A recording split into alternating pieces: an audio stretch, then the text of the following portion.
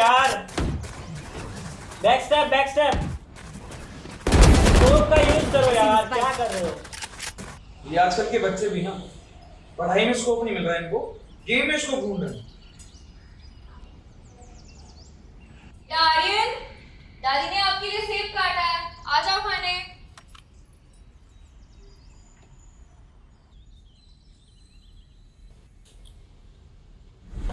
अरे यार, ये भी अभी होना था।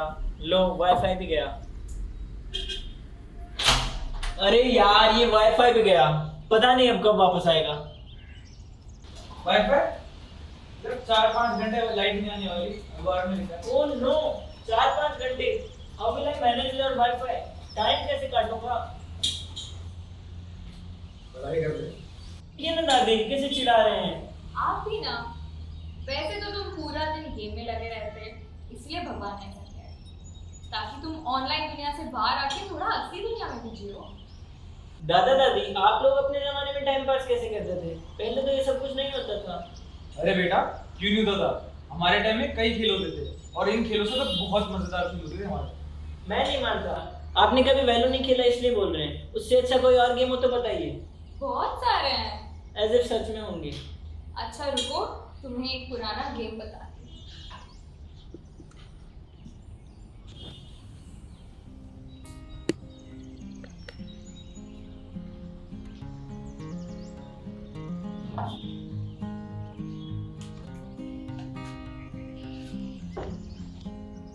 तो इसे मंकाला कहते हैं।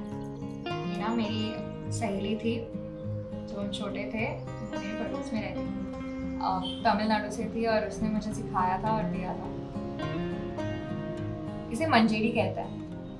ये जो बीड्स है ना, इसे मंजेरी कहते हैं। हर होल में तुम्हें 5 डालने हैं। सिर्फ 5? हाँ, सिर्फ 5। अब देखो, बताती हूँ गेम में कैसे चल रहा है। अब मैं यहाँ से स्टार्ट कर रही हूँ। यहाँ के सारे मंजेरी मैंने उठा लिए। 2, 3, 4, 5 यहाँ पे एंड हुआ। तो ये छोड़ के तो तुम्हें अभी यहाँ के मंजेरी उठाने हैं। जब गेम, हाँ सारे उठाने।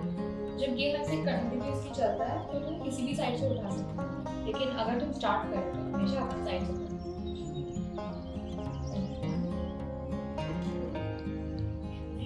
किसी को स्किप नहीं कर सकते भी? नहीं, ये कब तक करते रहना है दादी? जब तक ऐसे तुम्हें खाली खा जाना। ये मिलने के बाद उसके सामने जो है वो ले लो। ये सारे तुम्हारे हैं, अभी मेरे हैं, और उसके सामने जो मिले वो भी तुम्हारे हैं। तो ये उठा के रख दो अपने पास। अच्छा, अब मेरी राउंड खत्म हो गई, अब तुम्हारी बारी। ये उठाऊं मैं? हाँ, उठा सकते।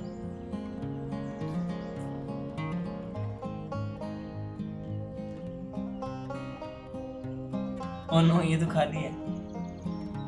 अब मैं अपनी साइड से शुरू करूँ। अच्छा, फिर से शुरू करना पड़ेगा। हाँ, तुम्हें कुछ नहीं मिला यार। अब मेरी बारी।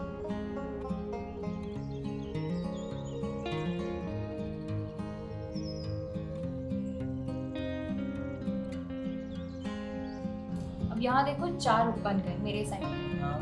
तो इन 4 को करू कहते हैं। करो? करू, हाँ, KARU। अब ये मेरे हो गए। ठीक है, लाओ। अब यहाँ से शुरू करते हैं। जब भी करू दिखे पहली बार में उठा लेना चाहिए। जब वो 5 हो जाएंगे तब तुम नहीं उठा सकते। ठीक है। और करू सिर्फ अपने साइड पे होते।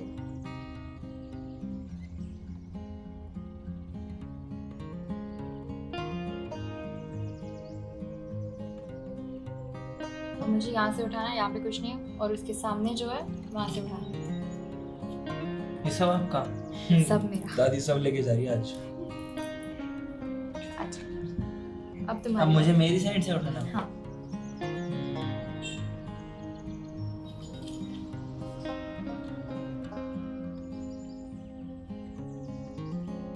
ये खेल हमें स्ट्रैटेजी बनाना सिखाता है, गणित सुधारने में सहायक है, लक्ष्य केंद्रित करने में मदद करता है। खाली। अब ये और ये मेरा। अब मेरी बारी है और ऐसे खेल चलता रहेगा। करू बन गया, लीजिए।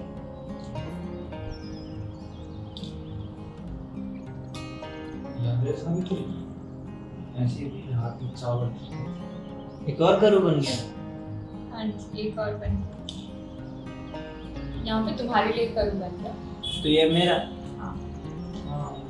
अगर अब हम पहली बार खेल रहे हैं तो इसलिए मैंने बता दिया, अगली बार से नहीं बताऊंगी। अच्छा, मुझे ध्यान रखना पड़ेगा। हाँ, जैसे तुमने ये वाला मिस कर दिया, तो ये मेरा। अब नहीं ले सकते। अब नहीं ले सकता भाई, ध्यान रख।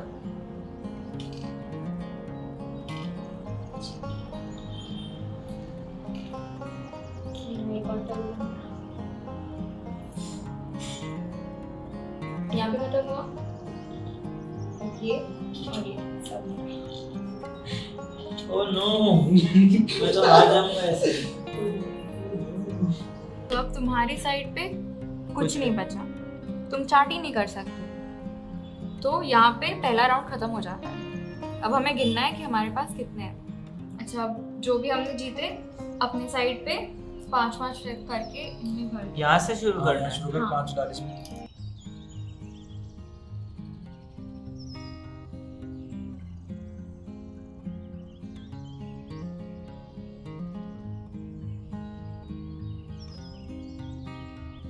जो खाली है ना तुम्हारे साइड पे, वो हम यूज नहीं कर सकते।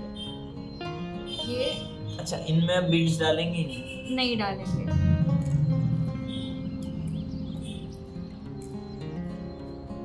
तो अब ये 4 तुम्हारे हैं, ये किसी के भी नहीं, ये खेल में है ही नहीं। ठीक है।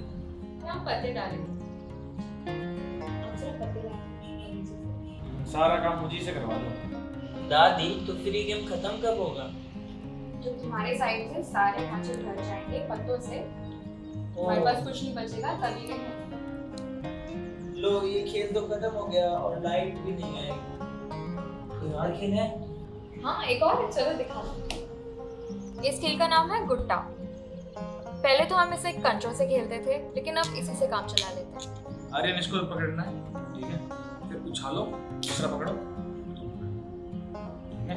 अब 2 आ गए। अब अगली बारी में अब 2 पकड़ने हैं, एक उछालना है और 2 पकड़ने हैं। तो एक को हाथ में लिया, अब इसको उछालना और ये पकड़ लेना तभी, और इसके साथ पकड़ना। हाँ, बहुत बढ़िया। यस। मेरा ही पोता है।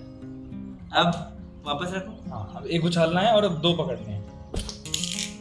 वाह, कितने? 3। अरे मनाली, क्या बात, पोता बहुत अच्छा हमारा। चलो, अब 3 की, अब फिर 3, फिर 4, फिर 5। अलग नहीं करने। वाओ। खेल तो वही है कि तुम इतने झुंड में से 3 कैसे निकालोगे। हाँ, तो अलग नहीं करने। तीनों अब तुम जान 3 गए। अलग से मत रखो, 3 अलग से मत रखो, एक साथ रखो। इसमें से 3 एक बार में 3 पकड़ के निकालो।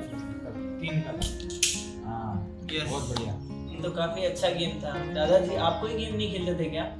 जब मैं तेरी उम्र का था ना, बहुत खेल खेला।